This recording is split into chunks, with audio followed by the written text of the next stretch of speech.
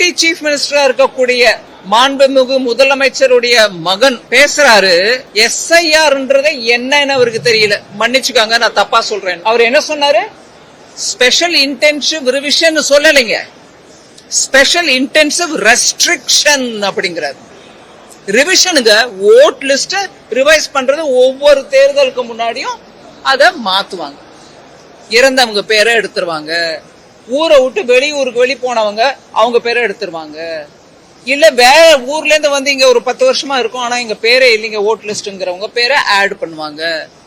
இப்படியாக ஒவ்வொரு தேர்தலுக்கும் முன்னாக எலெக்ஷன் கமிஷன் ஒவ்வொரு தேர்தலுக்கும் முன்னாடி நடத்த வேண்டிய இன்னவே சொல்லணும்னா கட்டாயம் இருக்கு.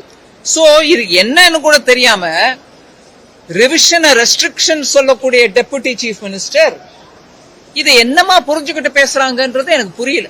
அதனால அவங்க செய்யற ப்ரொடெஸ்டும் எதுக்கு ப்ரொடெஸ்ட் பண்றாங்க? இறந்தவங்கள லிஸ்ட்ல ஒண்ணு வைங்கிறாங்களா? இல்ல ஊரை விட்டு வெளியில போனவங்க பேர் இருக்கட்டும், அதுல நாங்க போய் குத்திக்கிறோங்கிறாங்களா?